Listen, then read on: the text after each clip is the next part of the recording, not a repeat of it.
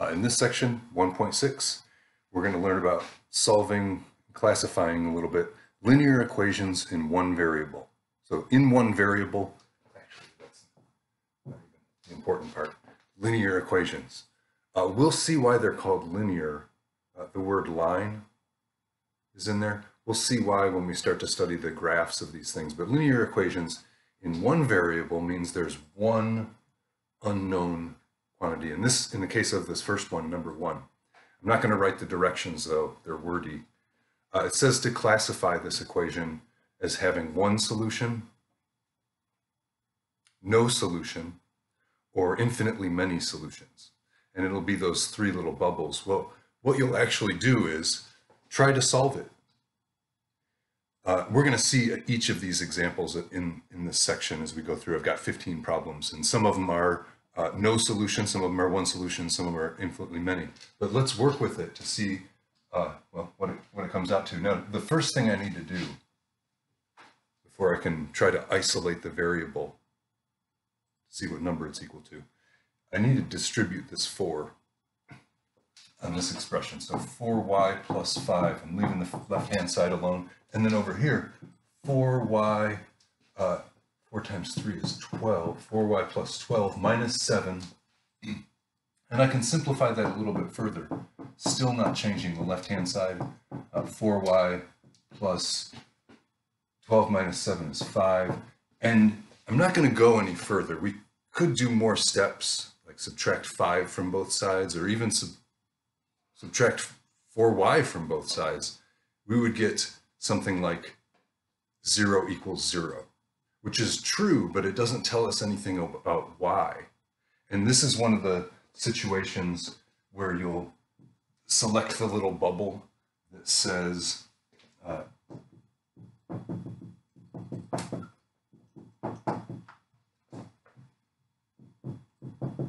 something like infinitely many solutions or an infinite number of solutions, and that's the answer for this one. It's not going to have you put anything else, though, if there's any infinitely many solutions.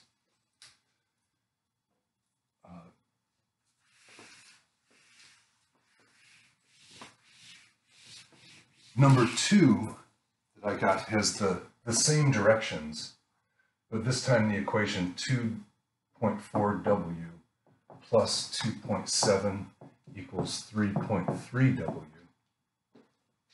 And again, no solution, one solution, infinite number of solutions. To find that out, though, I just want to try to solve it, which is to isolate the variable. There's a variable on both sides. I think it's going to be easiest with this one to subtract 2.4w from both sides, and I'm lining that up. I'm doing the same thing to both sides, that keeps it balanced, but I'm also lining up the terms. Here, 2.4w minus 2.4w is 0. The only thing that's left on the left-hand side is 2.7. Over here, 3.3w minus 2.4w is 0.9w. And those are 2-digit numbers. You can do that by hand, or you can do it with a calculator. Probably, you might even be able to do it with in your head, but just keep in mind this is not really 33 minus 24, but we need a decimal place. Anyway, the last step here is to divide by 0.9 on both sides. And I get over here w, because the 0.9 cancels, that was the point. And then 2.7 divided by 0.9 is 3. W equals 3 makes a better sentence than 3 equals w, because we kind of put the subject at the beginning. But that's the solution. It's the bubble that says one solution. And then when you click that bubble, when you fill in that bubble, it pops up a box. It might just be w equals and then the box, and then you only have to put in the number. It might just give you a box. W equals 3, I think that's the best way to say the answer here. So this situation, we had one solution. It's called a conditional equation. because this equation is true under the condition that W equals 3. There are no other solutions, but it does have a solution. Number 3, I got a problem that gave me the equation C equals 2 pi r. This is an equation from geometry. Circumference of a circle is equal to 2 times pi times the radius of the circle. But in this situation, we're supposed to solve for r. So solving for r means, I'm not going to be able to find the number in this case, but it means rearranging this equation so that I have r equals and some stuff, and that's solved for r. There's really just one step here. On the right hand side I have 2 pi times r. If I divide by 2 pi on both sides, the 2 pi cancels here. I get r and c over 2 pi. Or another way to say that is r equals c over 2 pi. And that's solved for r. And you have to actually type in something like that. For number 4, I'm going to start with a clear board for number 4. So number 4 is a word problem. It starts out as a word problem. But they give us in the sentences a way to construct an equation that we can solve to answer the question. And in this case, 4 says find 3 consecutive integers whose sum is 486. And that sentence actually has everything that we need to solve this. Consecutive means they come right after the other. So, for example, 3, 4, and 5. 3, 4, and 5 are consecutive integers. Here, we're going to need integers larger if those 3 consecutive integers are going to add up to 486. But variables give us a way to write this. 3 consecutive integers, their sum. That means we're adding them. And I'm going to call the first one x. The next one, you could call it y, and then the third one, you could call it z, but that won't help. What we need to use is the fact that they're consecutive. If the first one is x, then the second one is x plus 1, and then the next consecutive number is x plus 2. It's the number 2 greater than that, or this one's 1 greater and this one's 2 greater than the original one. If I'm to add those 3 up, I'm going to put parentheses just for emphasis here. This is the second one, this is the third one. If I take the sum by adding them, it needs to be equal to 486. And there's the equation that I mentioned that we're now going to solve to find out what that number x is. And then we can just add 1 to it and find the next number and add 2 to that number to find the third one. But for this, the parentheses aren't really doing anything here other than grouping, so I can see the first, second, and third number. What I really have is x plus x plus x. That's 3x, x plus x plus x. Plus 1 plus 2, and that's plus 3, equals 486. So I simplified this expression on the left-hand side. Now I'm going to subtract 3 from both sides to get 3x equals 483. And finally, divide both sides by 3 to get x equals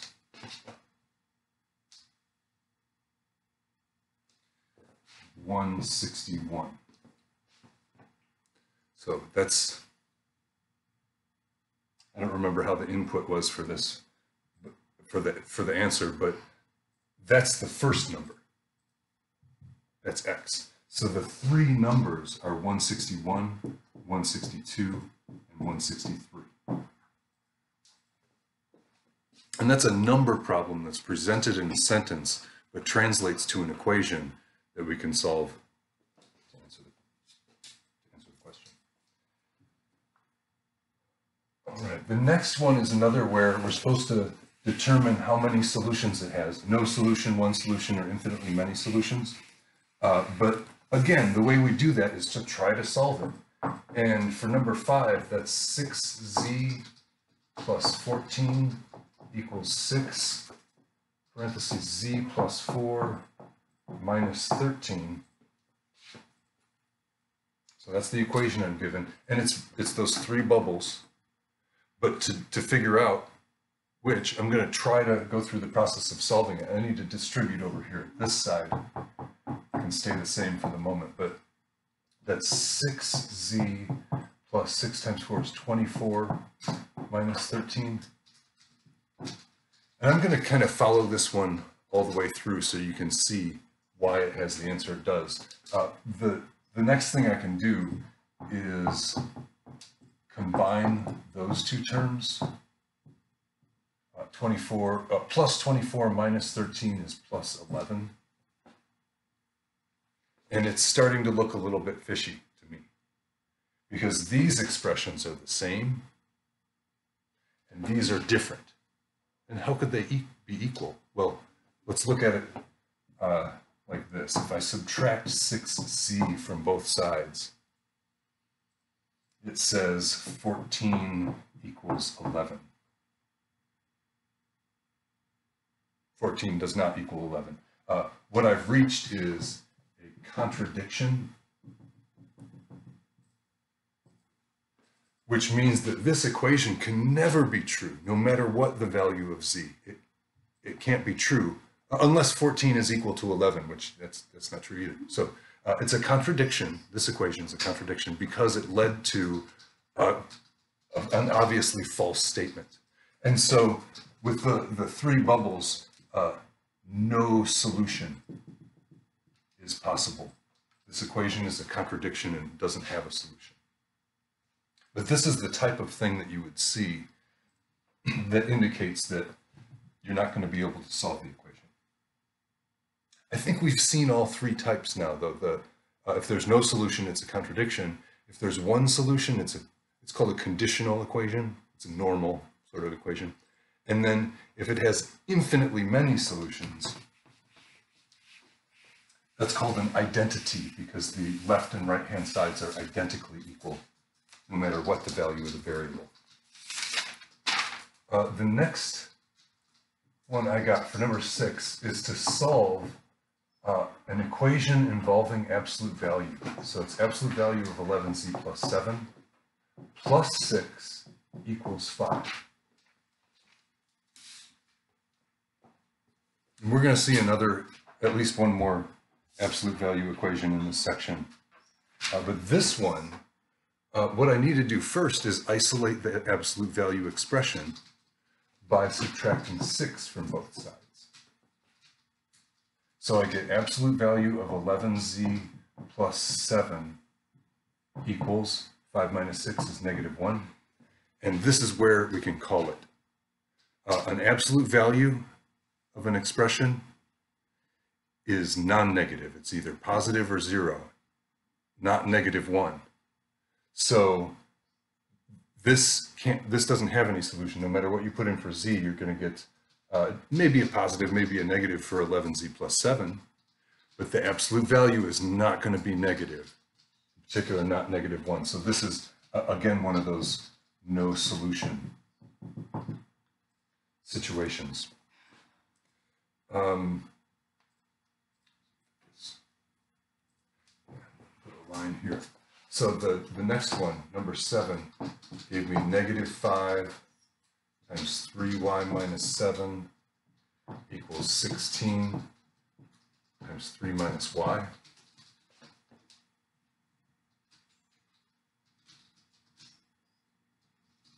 And what I need to do first here is on both sides this time, I need to distribute the coefficient or the multiple in front here. So -5 times 3y is -15y. -5 times -7 is positive 35. And that's equal to 16 times 3 is 48. And then 16 times -y, that's minus 16y. Next, There's more than one way to do this, but I thought a simple way would be to add 16y to both sides, because it's going to give me exactly 1y. Negative 15y plus 16y. Over here it's gone. But over here it gives me y plus 35 equals 48. And finally, if I subtract 35 from both sides, I run out of room, but I get y on the left and 13 on the right. Yeah, that's what I got earlier. So this is one that has one solution, exactly one solution, and the solution is y equals 13.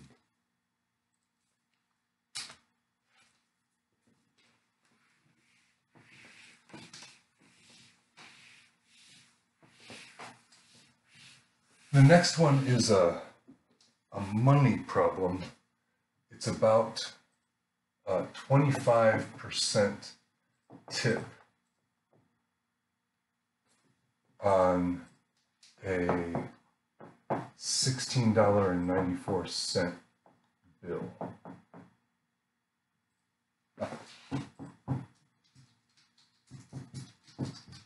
The question's actually asking for the total here. What's the total amount we should leave? We got to pay the bill, $16.94, but we also want to leave a 25% tip.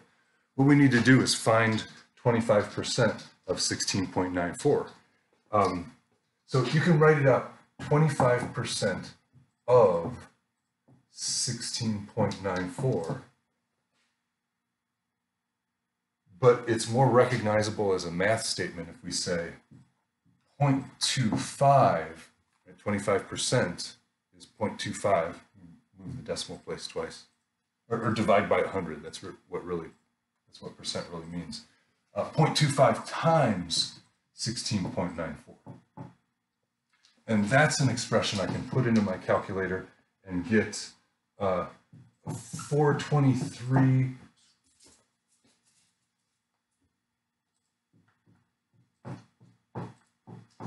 So I don't remember which it's closer to.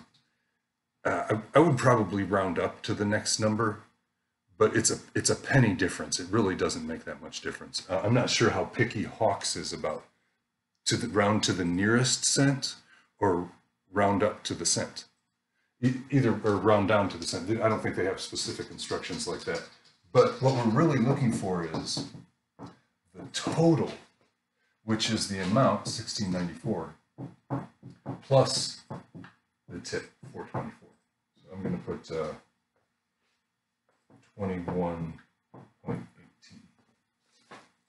dollars. So that's the total amount that I'm paying, bill plus tip. And if you use this for your tip instead of this, it'd be $21.17 instead. Okay, so the next one is about distance and time and velocity. And we're not going to go into a lot of detail on this, but distance is equal to rate times time. So I do a cursive T so it doesn't look like a plus sign, but D equals RT is distance equals rate times time.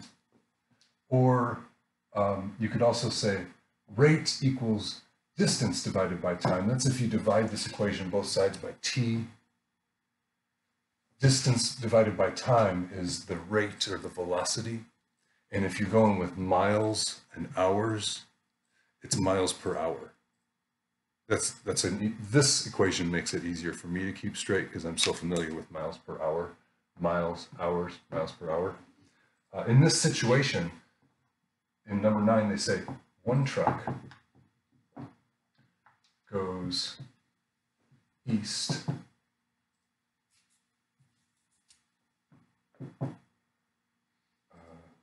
at 62 miles per hour. The other west at 47 miles per hour. So they're leaving from, I didn't write the whole situation here, it's just a lot of writing, but they're leaving from the same place, they're going in opposite directions. The question is, after how long will they be 763 miles apart?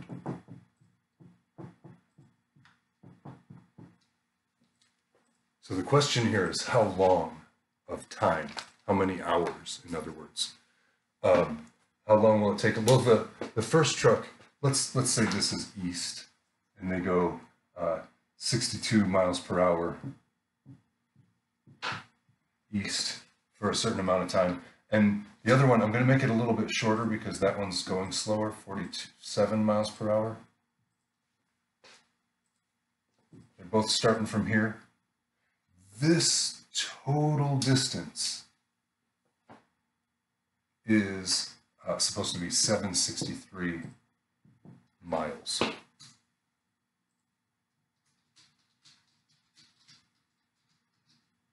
I'm actually going to use this form of the equation for it, because what I'm doing is this distance and this distance add up to this distance. We're kind of working with distance. We could call this the distance of the first truck and the distance of the second truck, and a lot of symbols to it. It doesn't need to be that complicated here. How far did they go away from each other? Well, the faster truck went 62 miles per hour. And how long did it travel? Well, we don't know. That's what they're asking. After how long will they be this far apart? I'm just going to call that T for the amount of time. So the rate or speed of the truck times the amount of time gives me the distance that the truck went. And that's the 62 mile per hour truck that was mentioned first in the sentence. The other one went 47 miles per hour. And here's the thing that makes it work. For the same amount of time. So they start at the same place and they're going away from each other for the same amount of time. That one's going faster, but what's important is the time is the same. I only have one unknown value. It's the amount of time. And that total distance, well, the distance that the fast truck goes plus the distance that the slow truck goes is 763 miles. That's given in the problem also. And I'm going to rewrite this without the numbers so we can actually just focus on solving the equation. Or I'm going to write this without the units. So we can just look at 62t plus 47t equals 763. And I'm going to combine these two terms. This is 109t equals 763. And then finally divide both sides by 109. Oh, I did that. I'm pretty sure I put that in the calculator. That's, yeah. Exactly 7 hours.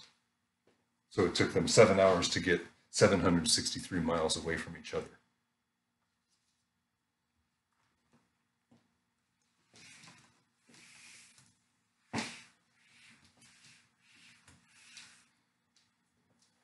For number 10, it says solve for f, and it's referring to this equation, c equals 5/9 f minus 32. So this is the temperature conversion equation for degrees Celsius and degrees Fahrenheit. If you want the centigrade or the Celsius degree, you take the Fahrenheit temperature, subtract 32, and then multiply by 5/9, and that gives you the C. But for this problem, we don't have a value for F. We just want to rearrange this equation so it gives us F in terms of C, instead of C in terms of F, like this one.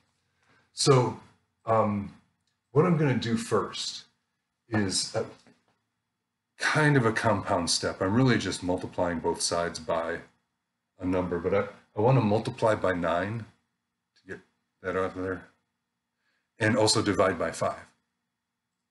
And what I can do is multiply by 9/5 on both sides. So multiplying both sides by 9/5, on the left I get 9/5 C, C times 9/5. Over here, 5/9 times 9/5. Those cancel perfectly. I mean, that was the point, but it leaves me with F minus 32. And then just one more step. Add 32. So I get 9/5C plus 32 equals F. That's kind of the backwards sort of sentence. The better way to write that is F equals 9/5 C plus 32. But it really says the same thing. It's just the equal sign is symmetric. But since we read left to right and we're kind of making a sentence about the F quantity, F on the left.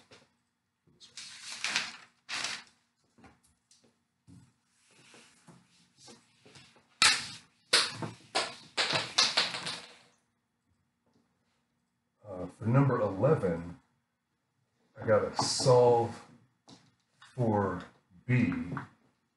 And this equation is A equals 1/2 capital B plus little b h. We're trying to solve for little b. There's a big B and a little b. This is the area of a trapezoid. Area, big base, little base times the height, and the factor of 1/2. But we want to just solve this for b. I'm going to multiply by 2 to get this started. So I get 2a equals b plus b h. And then if I divide both sides by h, I get 2a over h equals big B plus little b. And then finally, subtract b from each side. So 2a over h minus b equals little b. And that's solved for b.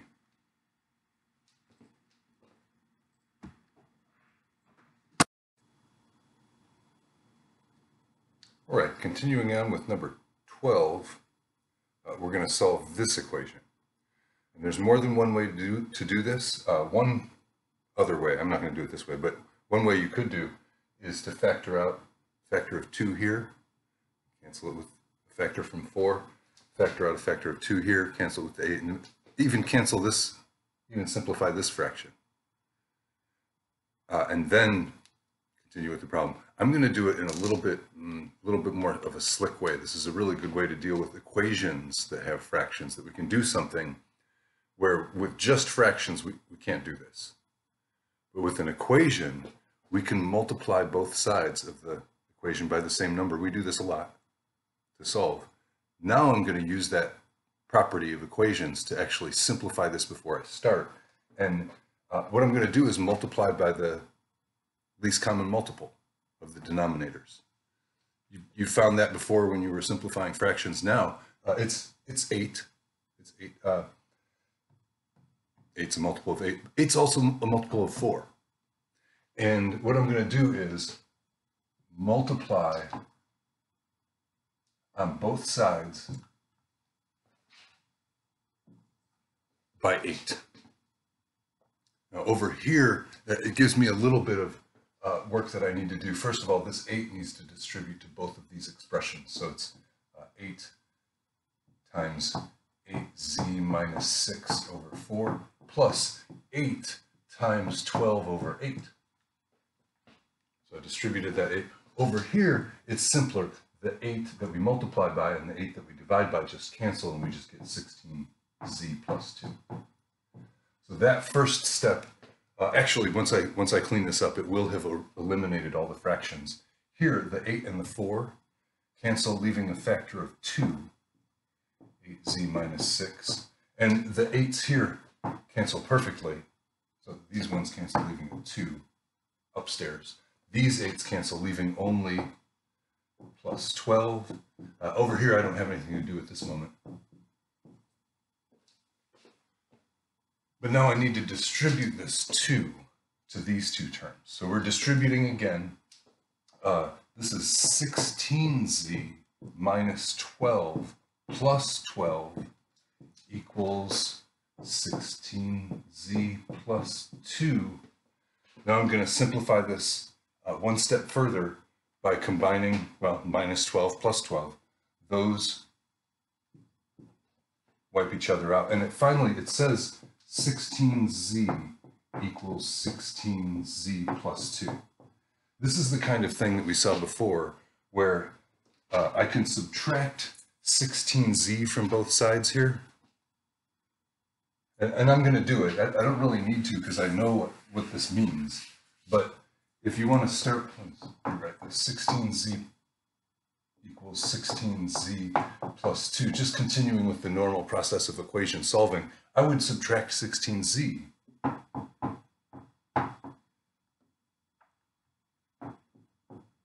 From both sides, leaving 0 equals 2. That is not so good. 0 is not equal to 2. But trying to solve this equation, that's what this equation told me, and that's the kind of thing you look for to indicate no solution, because that's a contradiction. 0 equals 2, not true. For any value of z, 0 is not equal to 2.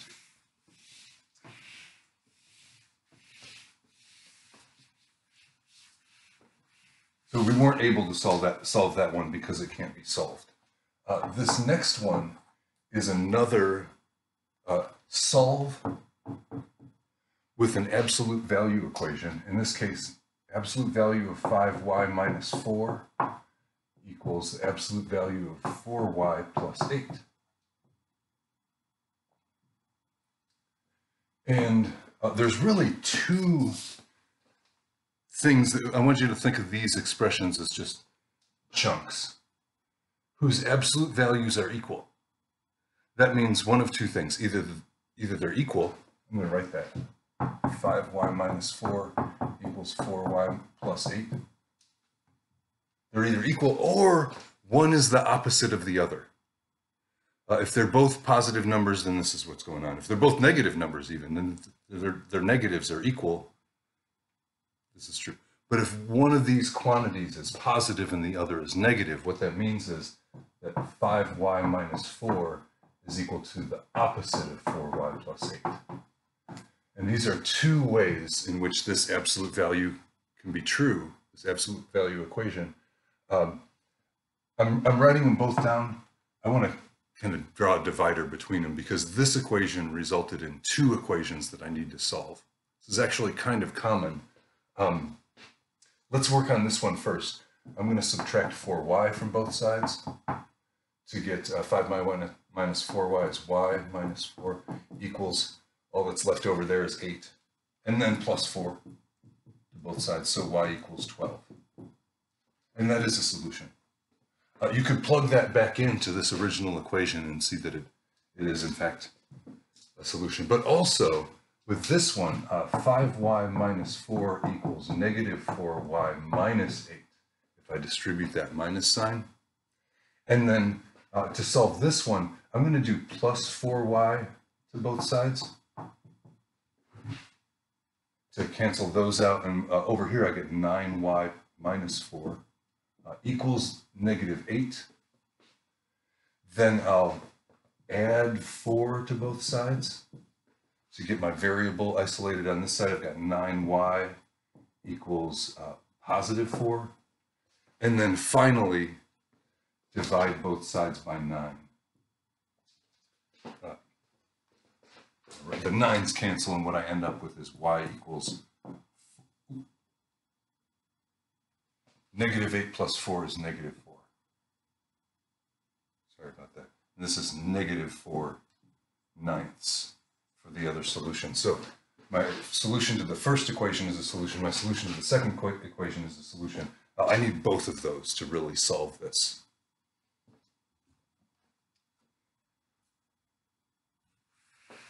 For number 14, it's another solve for x. This time it looks like an equation that would come from physics dealing with velocity and position, but 14 just says solve for x, and the equation given is v squared equals v0 squared plus 2ax. We're supposed to solve for x, so we're going to rearrange this equation so that we have x isolated on one side equals the expression that we're looking for. I'm trying to isolate that x, so I need to kind of use the orders of operations in reverse to first get rid of this part, and then we'll get rid of the 2a and have our x by itself. The first step is to subtract v0 squared from both sides. So v0 or VO for v original, the original velocity is what that stands for. Here we're just getting rid of it over there, so we get v squared minus v0 squared equals 2ax. And then one more step. To get x by itself, I need to divide both sides by 2a. And that cancels over here, the a and the 2. And what I get is just the x. And then on the other side is exactly this expression. There's nothing we can really simplify. So I'm going to write it this way. X equals v squared minus v0 squared over 2a. And that's the equation here rearranged to have x isolated. That's what it means to solve for x.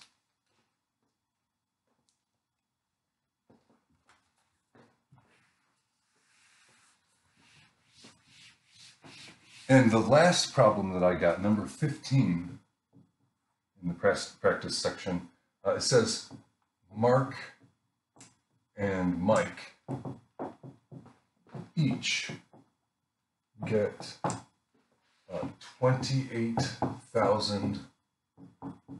So these two guys come into money, and they do different things with it. First, Mark invests at 1.7%, and that's 1.7% is the annual rate, and that's the standard way for giving percentages on investments. They always give you the yearly or the annual rate of return on the investment. Mike invests at 5.4%. So a higher rate than Mark. They're both investing the same amount. It's just Mark has at this rate, and there's reasons for that you might want to invest at a lower rate. It might have less risk associated with it, where maybe you could get a greater percentage return, but there's a possibility that you would lose everything, or you just don't have access to it. So there's different reasons for choosing a lower return rate, but we're just looking at the bottom line in this problem. How much more does Mike have than Mark after 1 year? So after having these investments for 1 year, Mike has a higher rate of return. He's going to have more money. How much more is what this problem is asking. So I'm going to compute the two amounts. First of all, see, Mark's listed first, so we'll look at his first. For Mark's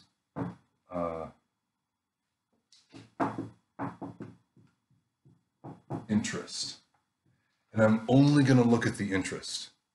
They both have the initial 28,000, the principal at the end of the year. They have different amounts of interest, and that's going to account for the whole difference of the amounts that they have.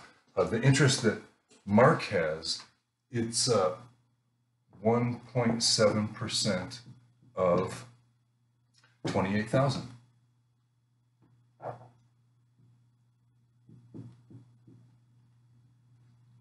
And the way that we compute that is by using the number value of 1.7. So 1.7 actually means 0.017, 1.7%.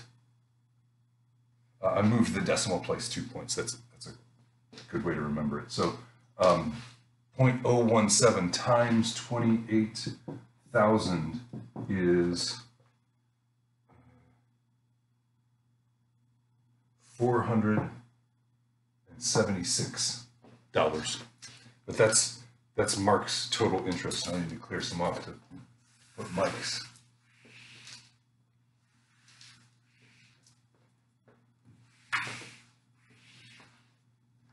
So Mike's interest, so the interest that Mike gets off of his investment, well, that's 5.4%